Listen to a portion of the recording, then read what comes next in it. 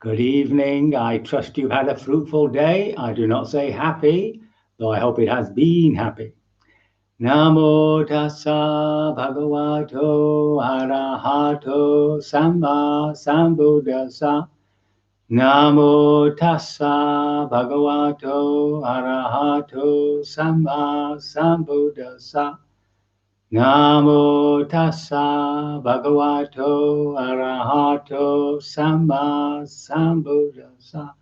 Homage to the Buddha, the blessed, noble, and fully self-awakened one. That was a cruel ending last night. I was leading up to a crushing statement that would have changed the world. However, it will now have to be a footnote.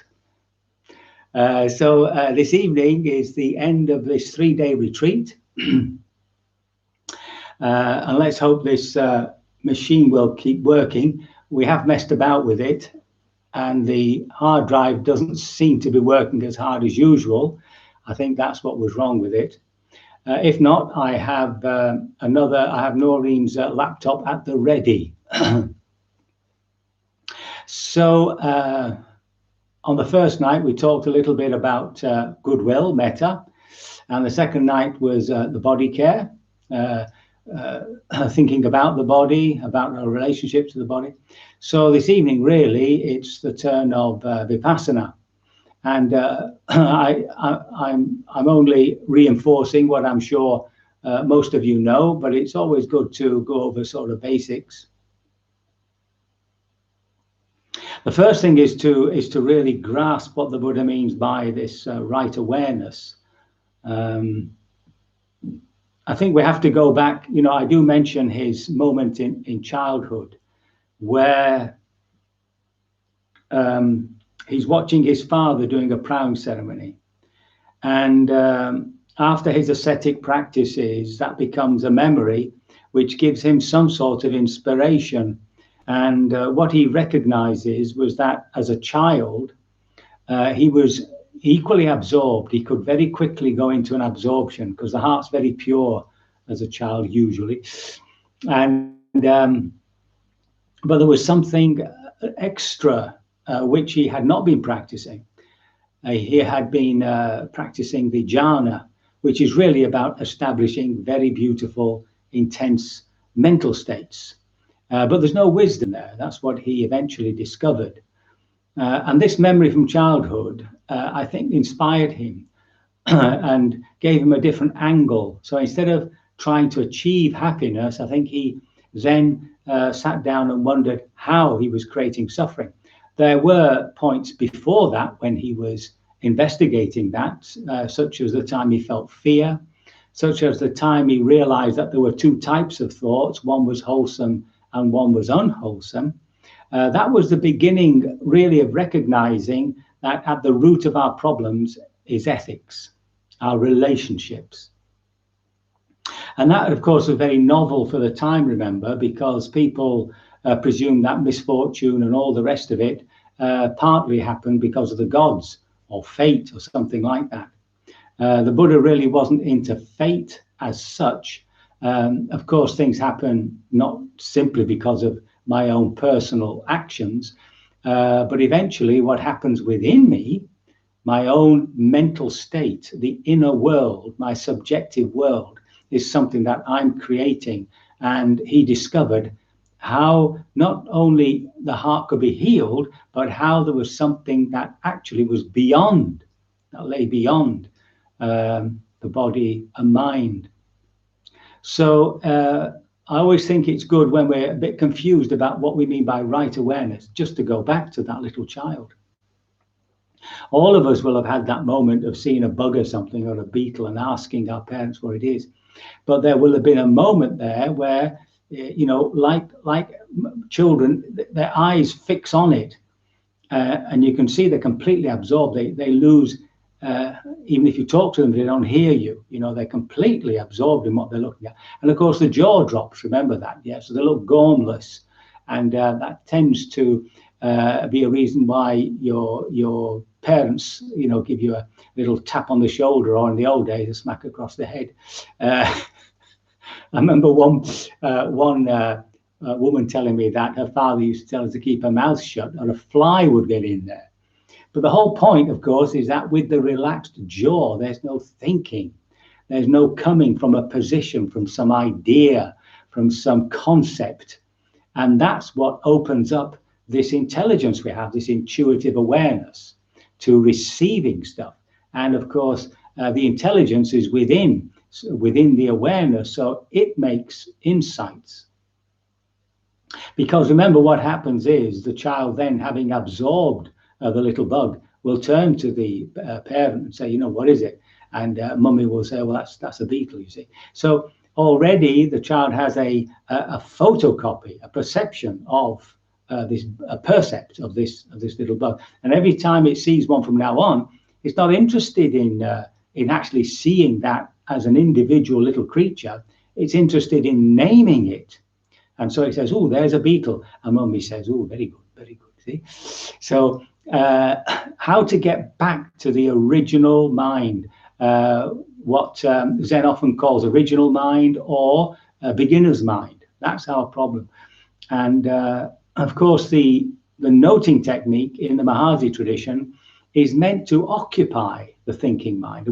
We're meant to see through the word towards the object, to the feeling of something, right? So we're moving off concepts, off percepts, off perception, and moving down into the visceral part of our experience, which is the body, the feelings in the body, and how the heart is expressed and felt in the body. You know, it's not anger, for instance. You know, we often just splurt it out with bang doors and silly stuff like that.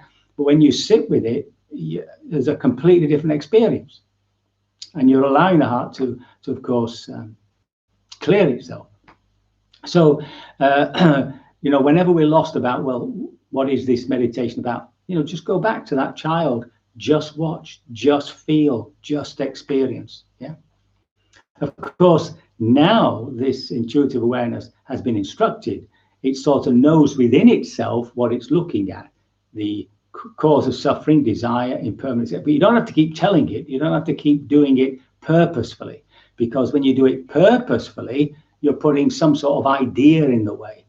So it is quite difficult for us just to get into that very relaxed, at ease, focused position of just watching, just feeling, just experiencing.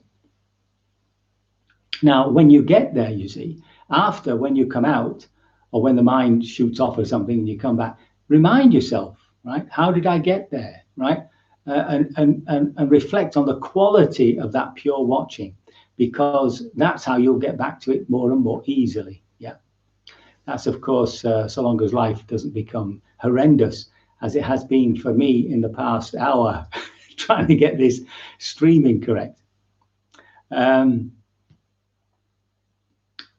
So the second thing is to begin to understand how we work with these hindrances, you know, to be very clear about that. And finally, to the I won't go into that detail. There's many talks on it. And finally, seeing these three characteristics. Again, these things you can, you know, there are talks, hundreds of talks about it. But what I want to talk about is this awareness, and to give some other images that help us to perceive what this awareness is. The first thing is, and the process of meditation. So the first thing is to go back to being to the baby again.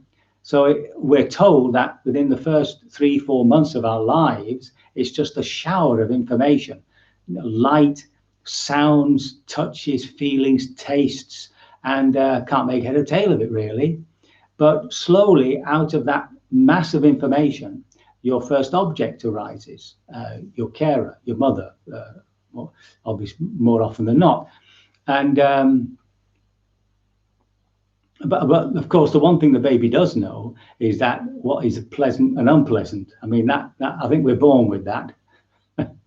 So as over the next year or more or whatever, the baby pushes out this outer world, separates from it. And so the outer world begins to manifest with its three dimensions, and it's moving away from it. It's finding itself in, you know, in another position to it. And psychologically, of course, it doesn't really liberate itself from that intense connection with the mother till about 3 years old, something like that anyway. So at the age of 3, the little child has a very great sense of me, and with it there comes not me. See, so they push that outer world out, and it's become not me, and this is who I am. Now, in our practice, that's all we are doing internally. We're now pushing the internal world out, as it were, into an object to observe. So when we see sensations and feel, the observer, the feeler, is observing it as an object. When we feel emotions, the observer, the feeler, the experiencer, is feeling it as an object. And so by doing so, this awareness, which has been confused in what the Buddha would call the 5 aggregates, the psychophysical organism, is slowly pulling itself out and making these 5 aggregates: the body, feelings, all perceptions, thoughts, and all that, all our habits, and even consciousness as an object. So now that's, of course, very confusing, because most people would say, these days anyway, that you are your consciousness. You are what you are aware of, without making that distinction between awareness and consciousness as a screen upon which everything happens. So how do we know that the Buddha, it talks about it as a screen? Because even in the scriptures, the Buddha is not so, the use of words in the scriptures varies according to who he's talking to and what he's trying to say. But at the point of contact, what we have is a physical base, an object, and consciousness. So consciousness becomes the screen upon which we can see things, the screen upon which we hear things. It's a moment of cognition, you might say.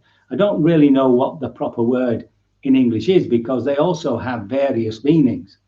But if you think of a screen, you see. Now, with that in mind, I like to use the myth of Narcissus. Now, Narcissus is a beautiful young man. He looks into the pool, he falls in love with his image, he goes to embrace it and drowns. And this is normally understood to be, you know, self-love, pride, or whatever, but it works perfectly spiritually, because the awareness, as it were, looks into that screen and it mirrors back its own presence. That's your first object. I am aware. I am me. That sense of me being the awareness. And then, as it were, through that very same screen, it falls into the world of make-believe of the mind. And in mythology, usually water is creation. So if you can imagine the awareness waking up in the morning, catching its presence in the mirror and knowing itself, and then immediately falling into the make-believe world, alarm clock, get up, go to work, etc., etc. That's happening really many times during the day. But that distinction is extremely subtle and very difficult to actually directly experience. But it can be experienced. And there's a point in your practice when you're very, very still, very, very quiet. The body's very still, the heart's very calm, the mind is quiet, and the sense of the observer, the feel of the observer is very strong. The feel of the feeler, the experiencer, you're right there with that self-awareness, yeah? And as it were, you've almost separated out the awareness from that all the stuff on the screen. And if you can just, as it were, glance back, or glance back, that's about the best I can say. Other teachers use the same. It's mainly a little Mahayana technique. And then ask yourself, well, what's in there? What constitutes the awareness. Do I find any sensations, any feelings? Are there any emotions or moods, or any thoughts or images, you see? And in that way, we slowly begin to realize this unique quality of our Buddha nature, our intuitive awareness. So that's one process. There are many ways people can have insights. They can have insights directly through seeing the process of desire. That can also be a moment of liberation, and the same with impermanence. So this is more like a moment of understanding, of clear understanding through the process of anatta, not me, not mine. So that with that image, let me see the time. Oh, I'm not doing so bad. I think it's, oh yes, that's right. With that image and the image of the child and the whole idea of getting into a position of just watching, just feeling, just experiencing, then we're clearer about the practice that we're doing.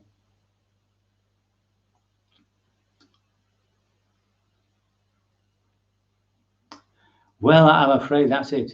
So I can only hope my words have been some experience, have been of some service, that you aren't even more confused, and that by your devotion to practice, you will be liberated sooner rather than later. So I think we can do a little bit of practice. Very good.